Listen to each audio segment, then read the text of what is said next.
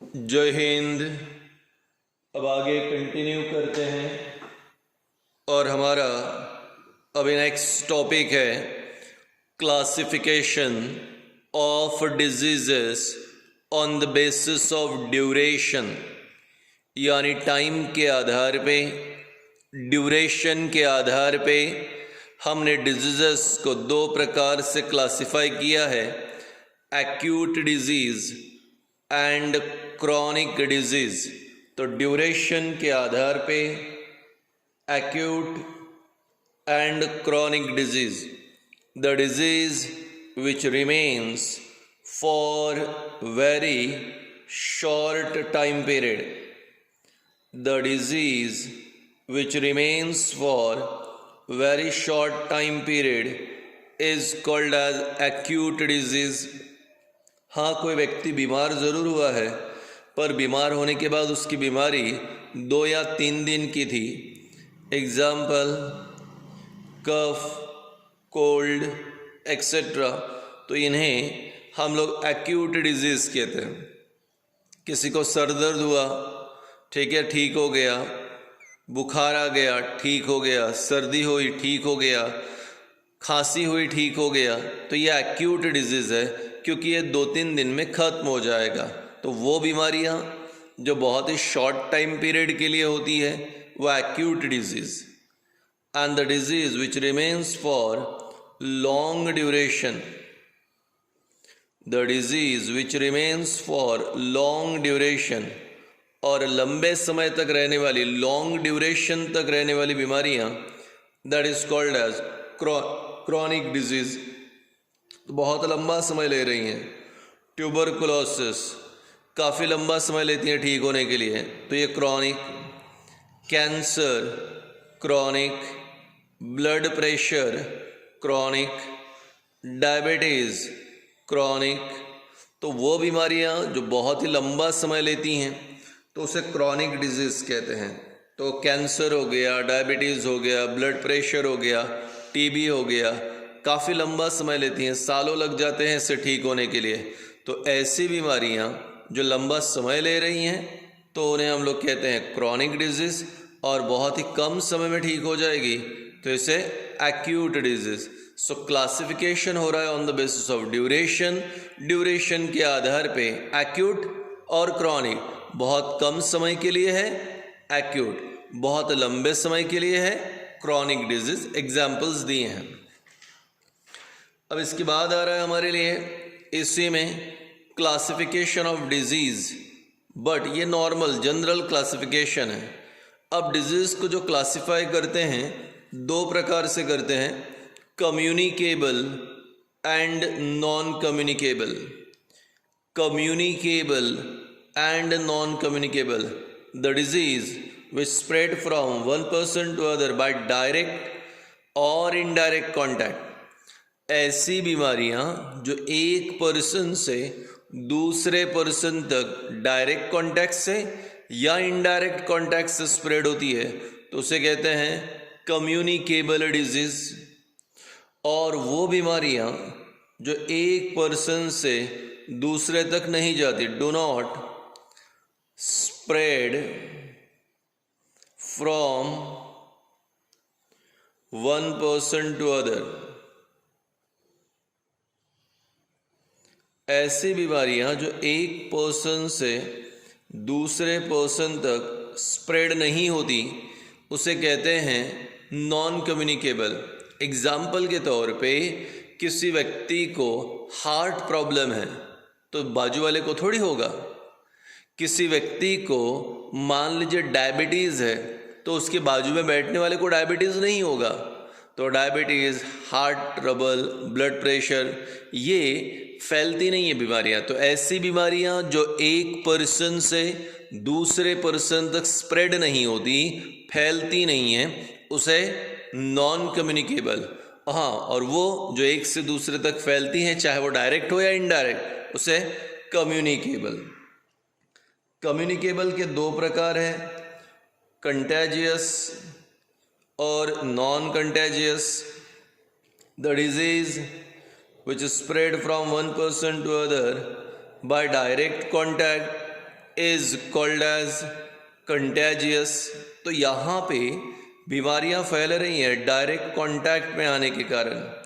सबसे जो recent example चल रहा है कोविड-19 यानी कोरोना, इसके अलावा चिकन पॉक्स, ये हमारे लिए कंटेजियस है, डायरेक्ट कांटेक्ट में आके बीमारी फैल जाएगी।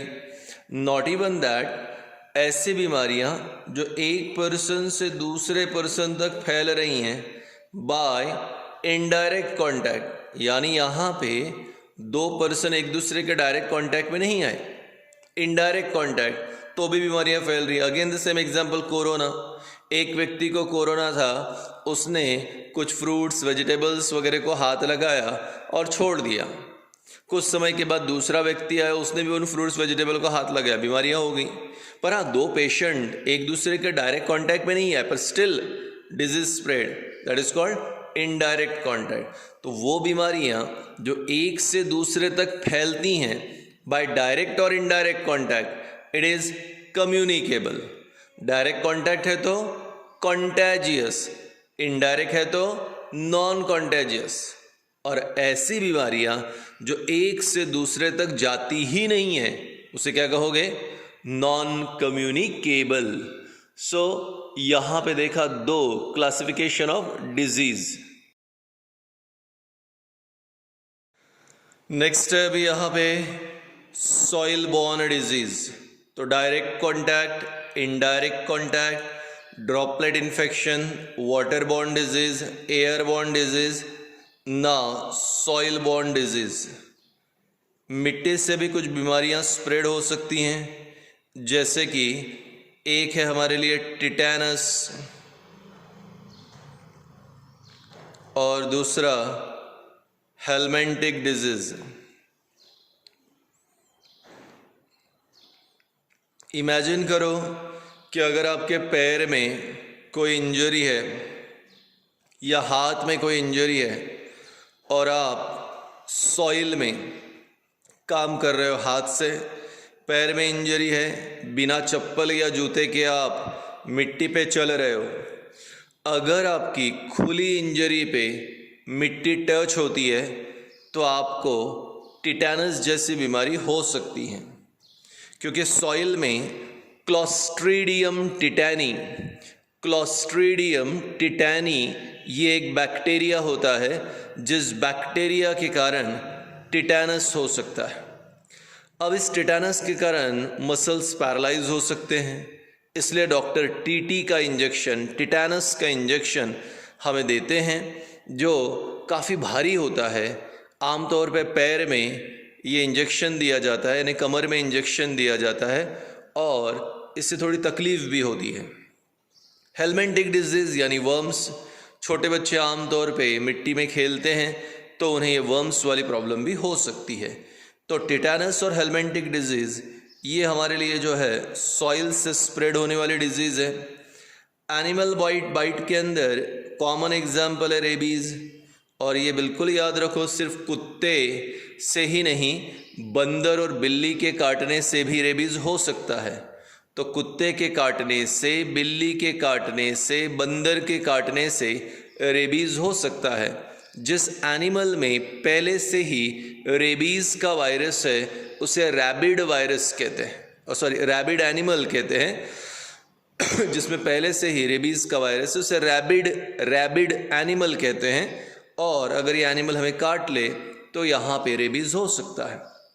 अब रेबीज़ में स्टार्टिंग में 1-2 दिन में तो कोई पता नहीं चलता, पर हाँ 10 दिन के बाद इसके सिम्टम्स दिखाई देते हैं, और इसके सिम्टम्स में हाइपर सलाइवेशन, बहुत ज़्यादा मुंह में थूका तैयार होता है, गले में तकलीफ़ होती है, स्वैलोइंग में प्रॉब्लम आता है, पर्सन को तेज़ बुखार आता है, उसे पानी से डर लगता है, और वो थोड़े से अजीब तरीके की बातें करने लगता है। इस प्रकार के अगर सिम्टम्स है तो वह रेबीज़ के। इसलिए जब भी इस प्रकार के कोई जानवर अगर काट ले तो आपको तुरंत हॉस्पिटल जाना है और इंजेक्शन ले लेने हैं रेबीज़ के।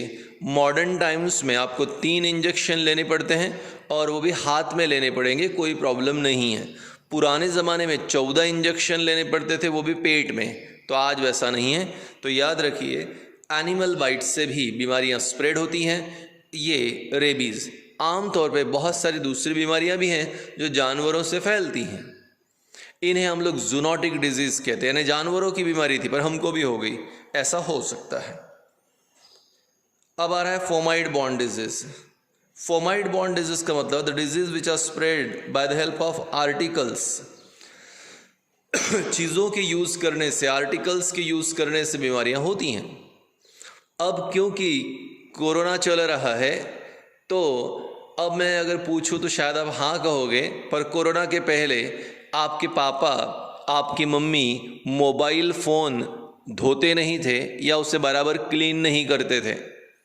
लैपटॉप, ठीक है, उसके बाद keyboard, mouse, mobile phone, pen, pencil, sharpener, eraser, comb, ऐसी कई तरह की चीज़ें हैं हमारे घर पे जो एक से ज़्यादा व्यक्ति यूज़ करते हैं और हम उसे धोते तक नहीं हैं।